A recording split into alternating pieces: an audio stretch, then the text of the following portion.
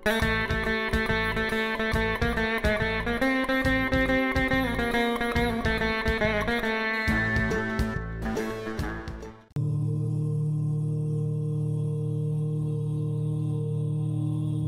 பார்க்க போன போது ஜோசியக்காரர் உனக்கு நேரம் சரியில்லை, புதுசா எந்த முதலீடும் செய்ய வேண்டாம் என சொன்னதை நினைத்துக் கொண்டே பாலா தனது சுட்டி நாய் சிம்பாவை அழைத்து கொண்டு வாக்கிங் சென்றான். எதிர்பாராத விதமாக குறுக்கே ஒரு முயல்குட்டி ஓடியதும் அதை விரட்டி கொண்டு சிம்பா முழுவீச்சில் ஓடியது. பல மணி நேரம் தேடியும் சிம்பா கிடைக்காததால் வருத்தத்துடன் வீட்டிற்கு வந்து சிம்பா புகைப்படத்தை முகநூலிலும் வாட்ஸ்அப்பிலும் கண்டுபிடிப்பவர்கள் அழைக்குமாறு அவனது தொடர்பை சேர்த்து பதிவிட்டான். ஜோசியம் சொன்னது போல் நேரம் சரி இல்லைதான் நினைத்து அவனிடம் வியாபாரம் குறித்து பேச வந்தவரை திருப்பி அனுப்பிவிட்டான். ஒரு வாரம் கழித்து அவனுக்கு ஒரு அழைப்பு வந்தது. முத்துமணி என்ற பெண் சிம்பா தன்னிடம் இருப்பதாக கூறினாள். சிம்பாவை அழைக்க சென்ற பாலாவிற்கு முத்துமணியை மிகவும் பிடித்து விட்டது. சிம்பா காணாமல் போனது நல்லதுதான், அதனால் தான் முத்துமணியை சந்திக்க முடிந்தது என நினைத்து மகிழ்ந்தான். இருவரின் நட்பு தொடர்ந்தது. இருவரும் திருமணம் செய்ய முடிவெடுத்தார்கள். வீட்டில் இது குறித்து சொன்ன போது ஜாதகம் பொருந்தவில்லை. திருமணம் வேண்டாம் என தடுத்து விட்டார்கள். ஆனால் முத்துமணியை மறக்க முடியாததால் பதிவு திருமணம் செய்ய முடிவெடுத்தான்.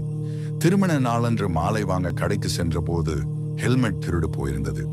தேட நேரமில்லாததால் ஹெல்மெட் இல்லாமலே பைக்கை ஓட்டினான். பைக்கில் சென்று கொண்டிருக்கும் போது பைக் குழியில் இறங்கி தடுமாறி விழுந்து தலையில் அடிபட்டது. கண்டிருந்து பார்க்கும் போது மருத்துவமனையில் இருந்தான்.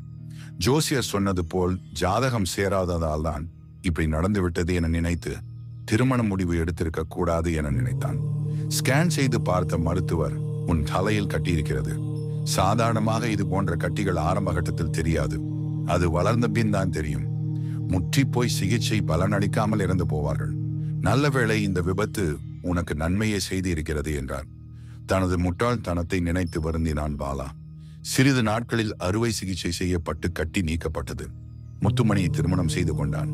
தண்ணீர் இல்லாத, காற்றில்லாத, வாழ தகுதியற்ற கிரகங்களையும் நட்சத்திரங்களையும் பல இலட்சம் கிலோமீட்டர்களுக்கு அப்பால் இருக்கும் கிரகங்களை வைத்து கணக்கிடும் ஜோசியர்களையும் நம்பாமல் அவன் மீது நம்பிக்கை வைத்து வாழ கற்றுக்கொண்டான் பாலா.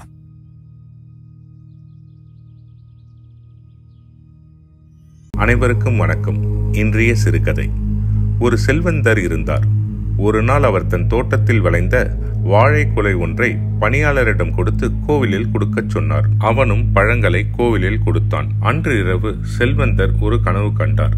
கனவில் இறைவன் வந்து, நீ எனக்கு கொடுத்த 2 பழங்களும் நான் சாப்பிட்டேன், ருசியாக இருந்தது என்றார். செல்வந்தருக்கு மிக கோபம் வந்தது. 2 மட்டுமே இறைவனுக்கு போய் சேர்ந்திருக்கிறது, மீதி என்ன ஆயிற்று என்று கோபப்பட்டார். மறுநாள் காலையில் அந்த பணியாளரை கூப்பிட்டு விசாரித்தார். அவன் 2 பழங்களை பசியால் சாப்பிட்டு விட்டதை ஒப்புக்கொண்டான். செல்வந்தருக்கு புரிந்தது, அந்த ஏழை சாப்பிட்ட பழம் மட்டும்தான் இறைவனுக்கு சென்று அடைந்தது என்று. ஏழையின் சிரிப்பில் இறைவனை காண்போம். வாழ்க வளமுடன். நன்றி, வணக்கம்.